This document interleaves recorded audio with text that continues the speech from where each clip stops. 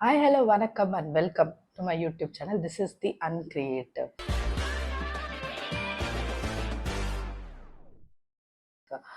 இன்னைக்கு அண்ணனுடைய மாநாடு நடக்க போகுது. ஸோ அதுக்கு தான் நம்ம ரொம்ப ஈகராக வெயிட் பண்ணிருந்தோம். மதுரையில் அண்ணனோட மாநாடு லாஸ்ட் டைம் விழுப்புரம்ல நடந்தது.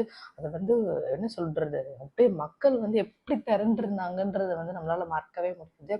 பட் இந்த மாநாட்டுக்குமே மக்கள் காலையில இருந்து அப்படிதான் திறந்து இருக்காங்க. என்னங்க கடல் அலை மாதிரி திரண்டு இருக்காங்க. அவ்வளோ பேர் சீரியஸ்லி இது எல்லாமே ஓட்டை கன்வெர்ட் ஆச்சு அப்படின்னு சொன்னா கண்டிப்பா அண்ணனுக்கு வெற்றி தான். ஏன்னா அவ்வளோ பேர் வந்திருக்காங்க. ஓகே, லெட்ஸ் சி அண்ணனுடைய மாநாடு ரியாக்ஷன்.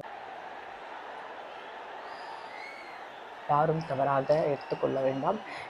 உண்மையிலே மனசுல இருந்து அவர் பேசும்போது நம்ம ரியாக்ட் பண்றது அவ்வளவுதான்.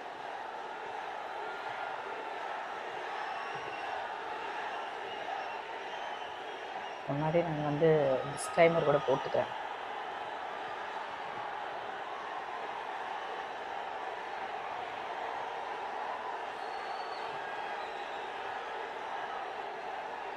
ஸ்ட்ரைட்டாக ஸ்பீச்சில் இருந்தே நம்ம ஸ்டார்ட் பண்ணலாம். சிங்கம் ஒரு சிங்கம் எப்போ எதுலயும் பெக்யூலியர் தான்.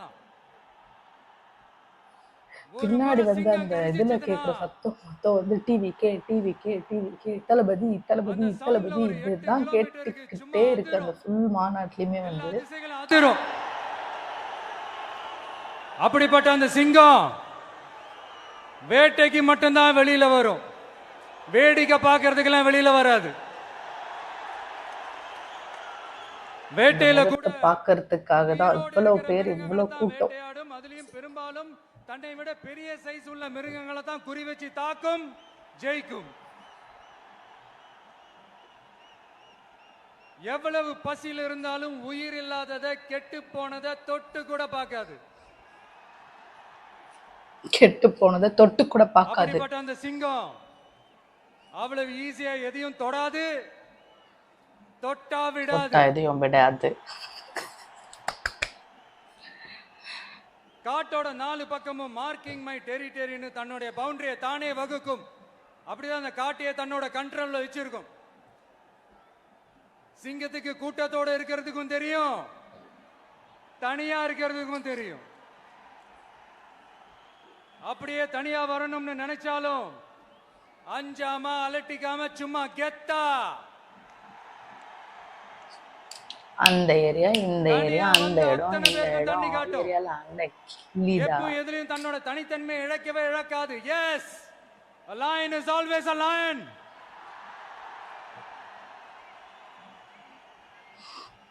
There are so many jackals and other animals in the forest. ராம்பே உடைச்சிட்டாங்க. அந்த பாருங்களேன், அந்த ராம்ப் தெரியுது, அதுல பாதி ராம்ப் தான் இருக்கு. அவர் நடந்து வந்ததே இல்ல. அண்ணனை கொஞ்சம் கொஞ்சமா நெருங்கி வந்துகிட்டு இருக்காங்க. It is not only a description but also a clear declaration. சிங்கத்தை பத்தி பேசிட்டு நம்ம சிங்க குட்டிகளையும் சிங்க பெண்களையும் பத்தி நம்ம பேசாம இருக்க முடியுமா? அவங்கள எப்படி நான் மறப்பேன்? அவங்க தான் என்னுடைய உயிராச்சே. என் நெஞ்சில் குடியிருக்கும் அண்ணா.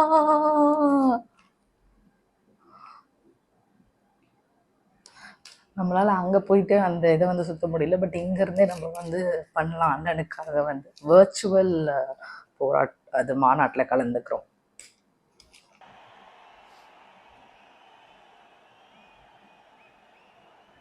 நேர்ல வர முடியாத சூழல்ல வீட்டுல இருந்துகிட்டே நம்மளோட இந்த மாநாட்டுல நேரலை வாயிலாக கலந்துகிட்டு இருக்கிற என்னுடைய அம்மாக்கள், அக்கா தங்கைகள், அண்ணன் தம்பிகள், நண்பர்கள் அனைவருக்கும் என்னோட உயிர் வணக்கம். என்னோட உயிர் வணக்கம், என்னோட உயிர் வணக்கம்.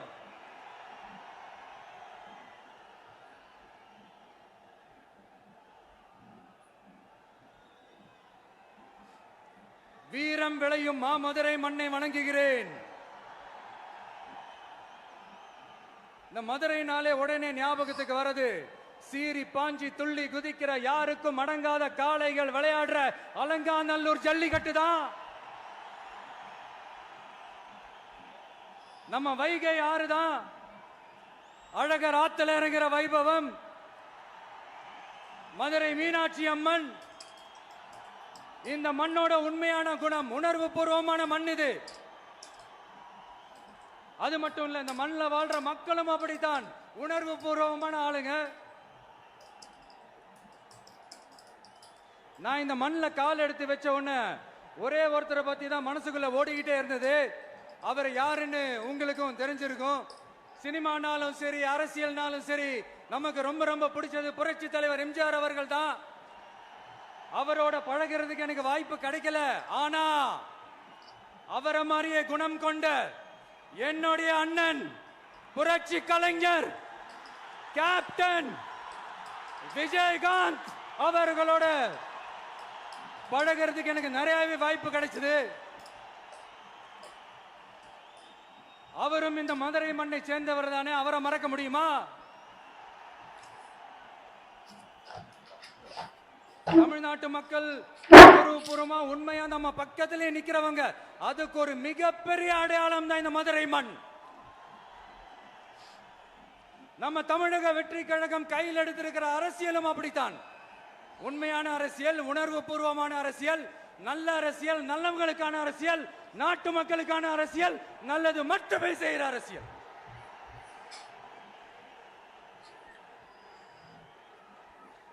இதோ நம்மளுடைய இந்த இரண்டாவது மாநில மாநாடு வாகை சூடும் வரலாறு திரும்புகிறது.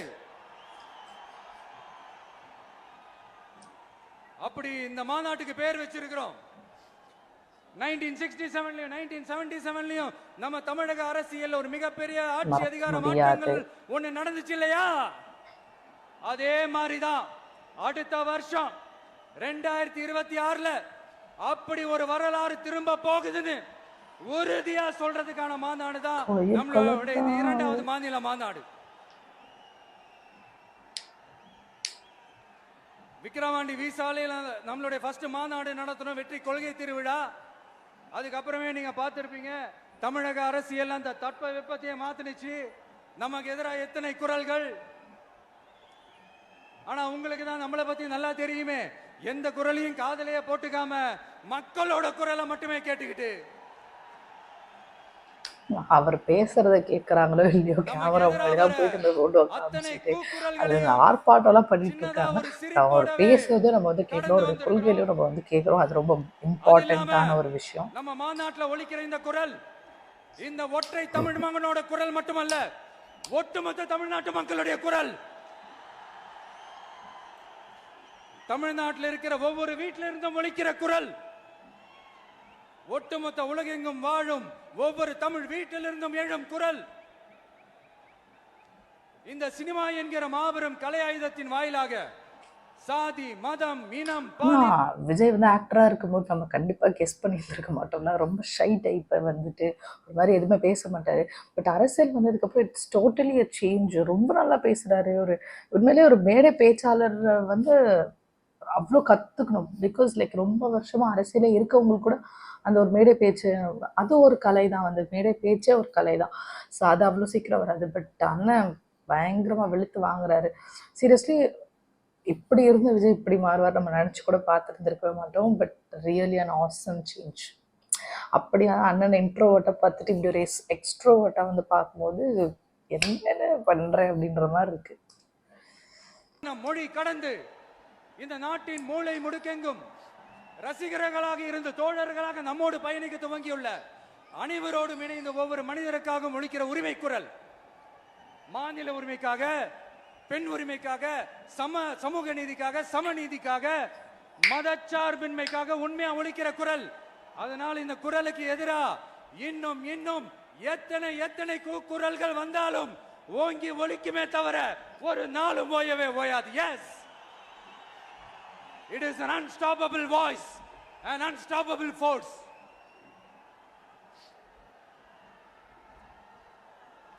நம்ம அரசியலுக்கு வர்றதுக்கு முன்னாடி, அட இவரெல்லாம் வர மாட்டாரியா, அவரே வரல, இவரே வரல, இவருங்க வர போறாரு அப்படின்ட்டு நிறைய பேர் ஜோசியம் சொன்னாங்க.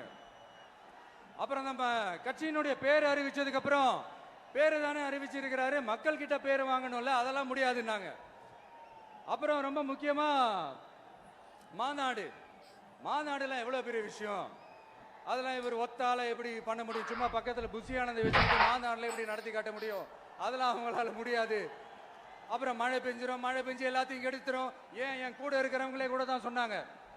அதுக்கப்புறம் என்ன நடந்துச்சுன்னு உங்க எல்லாருக்குமே தெரியும். இப்ப புதுசா ஒண்ணு சொல்ல ஆரம்பிச்சிருக்கிறாங்க. அது என்னடான்னா, ஆட்சியை பிடிக்கிறதெல்லாம் அவ்வளவு ஈஸி இல்லை இல்லையா? இப்ப அதெல்லாம் விட்டாங்க. இப்ப இங்க வந்துட்டாங்க. இவர் நேரா ஷூட்டிங்ல இருந்து வருவாராம், வந்து ஆட்சியை பிடிப்பாராம். அது எப்படி இவராலே முடியும்? அவராலேயே முடியல, இவராலே. ஆக்சுவலி அண்ணா வரல அப்படின்னு சொன்னால் 2026 எலெக்ஷன் வந்து ரொம்ப ப்ரிடிக்டபுளாக இருந்திருக்கும். அண்ட் தென் இவ்வளோ ஒரு மாதிரி மொனாப்பொலியாக நம்மளுக்கு வந்து தெரிஞ்சிருக்கும். ஓகே இவங்க தான் வருவாங்க அப்படின்னு ரொம்ப ப்ரிடிக்டபுளாக தான் இருந்திருக்கும். பட் அண்ணனுடைய லைக் என்ட்ரி வந்துட்டு it's like okay changing it. மொனாப்பொலியாக இல்லாமல் யார் ஜெயிப்பாங்க அப்படின்ற மாதிரி இப்போது ரீசெண்ட்லி வந்திருந்தா கூட இத்தனை வருஷமாக இருந்தவங்களுடைய அந்த கட்சி கொடியை விட அண்ணனுடைய அதாவது விஜய் அவர்களுடைய கட்சி கொடி ரொம்ப ஃபெமிலியராக இருக்குது. அண்ட் தென் வந்துட்டு இவ்வளோ பெரிய மாநாட்டு ஒரு 2 செகண்ட் மாநாடு தான், அதுக்கு இவ்வளோ பெரிய ஒரு கூட்டம். Everything is very promising. But ya it should convert as vote. அதெல்லாம் ஓட்டாக மாறணும். பட் இப்போ வரைக்கும் பார்க்குற வரைக்குமே வந்துட்டு ஒரு ஸ்ட்ராங்கான ஆப்போனண்ட்டாக தான் இருக்கார். இத்தனை வருஷமாக இருந்து கட்சியில் இருக்கவங்களுக்கு ஈக்குவலான ஒரு ஆப்போனண்ட்டாக தான் வந்து டிவிகே வந்து நமக்கு பார்க்க முடியுது. முடியல. அவருக்கு அத்தனை வருஷம் ஆச்சு, இவரால எப்படி முடியும்ட்டு ஒரு பக்கம். இன்னொரு பக்கம் கூட்டம்லாம் ஓகே தான், அது எப்படி ஓட்டா மாறும் அப்படின்றது இன்னொரு பக்கம். இப்படி கதை, திரைக்கதை, வசனம், இயக்கம், பாடல்கள்